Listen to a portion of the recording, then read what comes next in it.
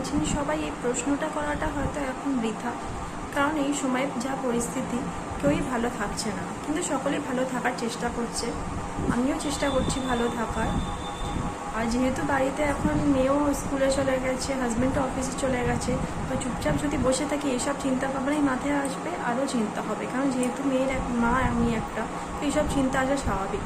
তো তাই ভাবলাম যে যেহেতু আমাদের রান্না পুজোর পার্বণ আসছে, তো ঘরটা একটু পরিষ্কার করে নেওয়া যাক, তো তাহলে অন্তত মাইন্ডটাও ডাইভার্ট হবে, মানে মনটাকে একটু অন্যদিকে ঘোরাতে পারবো। কারণ সবসময় এসব চিন্তা করে করে আর ভালো লাগছে না, শুধু এটা মানে চিন্তা হচ্ছে যে কবে অপরাধীরা শাস্তি পাবে, কবে সঠিক বিচার পাবে।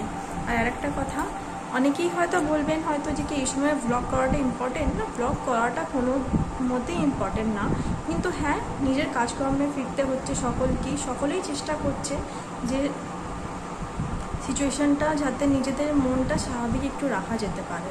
কারণ এই যে ঘটনাটা ঘটেছে, এর যে প্রতিবাদ মিছিল হচ্ছে, এটাকে তো থামতে দেওয়া যাবে না, কিন্তু তার সাথেও নিজেদের জীবনটাকেও তো চালাতে হবে। তো তাই ভাবলাম যে একটু ঘরটা পরিষ্কার করেই নিই, তো মনটা একটু অন্যদিকে ঘুরবে। আর আমাদের এখানে আমাদের গ্রাম থেকে প্রতিবাদ মিছিল বের হবে, শান্তিপূর্ণ, কোনো রাজনৈতিক মিছিল না, অনেক শান্তপূর্ণ মোমবাতি মিছিল। তো আমিও সেখানে যাব ভাবছি, চেষ্টা করব। বেশি হাঁটা তো আমার পক্ষে সম্ভব নয়, কিন্তু যতটা পারবো আমিও যাব, কারণ সাইলেন্টলিও হলেও আমাদের এই মিছিলটা করা দরকার। বিভিন্ন জায়গায় বিভিন্ন সবাই মিছিল করছে, তো একদিন না একদিন এইসব প্রতিবাদ মিছিল তুলতে তুলতে এটাই আশা যে যদি আমরা আশার আলো কোনো দেখতে পাই।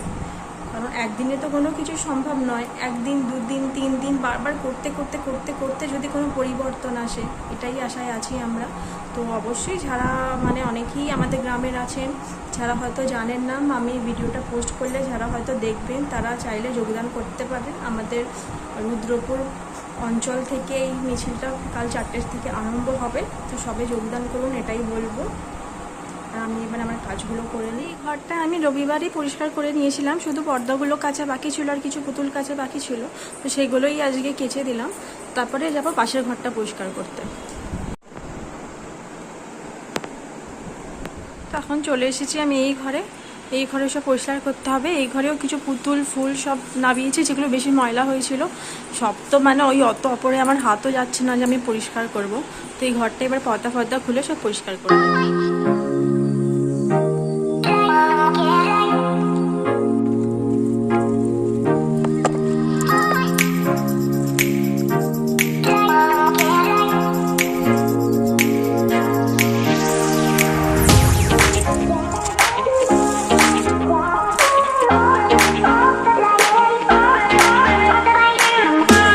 কালার শেষ হয়ে গেলেই খালি কালার কিনে দাও জিজ্ঞেস করলেই বলবে শেষ হয়ে গেছে। আর সেখানে ও কালার গ্রেড করে রেখে দিয়েছে, এগুলোকে ছোট ছোট কুচে খাবার তৈরি করেছে। বাবু রান্না করবে, এই যে কিচেন সেটে রান্না করবে, এগুলোকে খাবার তৈরি করে রেখে দিয়েছে। কি আর বলবো, এটাতেও নানান খেলনা। আমি বলেছি চারিদিকে ছড়িয়ে রাখবি না, এই ঝুড়িতে রাখবি। এই দেখুন খেলার জায়গায় বই, কোনো বলার মতো কিছু নেই। সেকেন্ড টাইম হয়ে গেছে বলে বইটাকে এখানে রেখে দিয়েছে। কোনো ছাপ পেরেছে, গাছের পাতা টাতা সব, মানে কোনো একটা জিনিসের যত্ন নেই। না গোছালে কিছুই পাবো না, অর্ধেক জিনিস পাওয়া যাবে না। খালি বোতল ফোতল যা থাকবে সব জড়ো করে রেখে দেবে।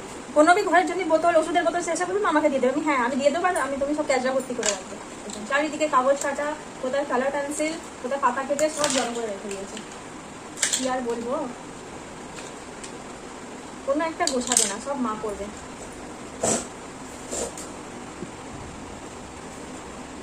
স্কুলে হাতের কাজ দিয়েছিল, মানে প্লাস্টিকের পেপার, যেগুলো জামা কাপড় আনি সেগুলো কেটে ফুল বানানোর জন্য। দেখুন ফুলগুলো বেশ সুন্দর বানিয়েছে। মালাও বানিয়েছিল এটা দিয়ে, কিন্তু এমনভাবে জড়িয়ে রেখেছে যে মানে ছিঁড়ে গেছে। আর পাতলা সুতো দিয়েছে, তো একটু মোটা সুতো দিলে হয়তো থাকতে গেলো। ওকে ডাব্বায় রেখে দিল। এই দেখুন এটা মেয়ের ছোট্টবেলার জামা। এটা এই যে বড় বাবুটা, একে পড়ানোর জন্য আমার মায়ের কাছ থেকে এনেছিল, মায়ের কাছে ছিল, পরিয়ে দিই।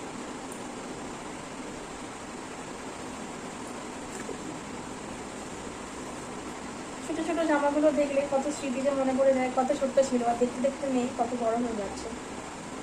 আর সত্যি মেয়েরা বড় হওয়া মানেই বাবা মায়ের চিন্তা। আজকালকার যা দিনকাল, যা পরিস্থিতি, বলার মতো কিছুই নেই।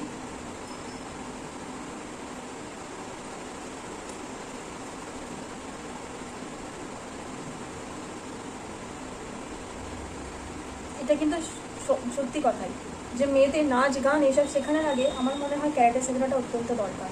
একটা ফেসবুকে পোস্ট করেছিলাম, একজন লিখেছিলেন যে মেয়েকে রান্না পরে শেখালেও হবে, আগে নিজের আত্মরক্ষা করে শেখান।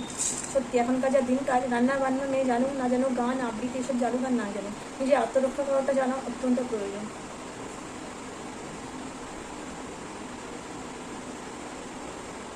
করিয়ে দিয়েছি। তো আমার ঘর গোছানো কমপ্লিট হয়ে গেছে, এবার আমি স্নান করিনি কারণ অনেকটা বেলা হয়ে গেছে। তো আমার কাজ এবার সম্পূর্ণ মিটের কাছে। তো ভিডিওটা এখানেই শেষ করছি। আবারও বলছি, আপনারা সবাই যে প্রতিবাদে গর্জে উঠেছেন সেই প্রতিবাদটা থামতে দেবেন না। আর যতক্ষণ না এই বিচার হচ্ছে, সঠিক ন্যায় পাচ্ছে, ততক্ষণ আমাদের থামা উচিত না। তো ভালো থাকবেন সবাই, আর অন্যকেও ভালো রাখবেন। দেখা হচ্ছে আবার অন্য কোনো ভিডিওতে।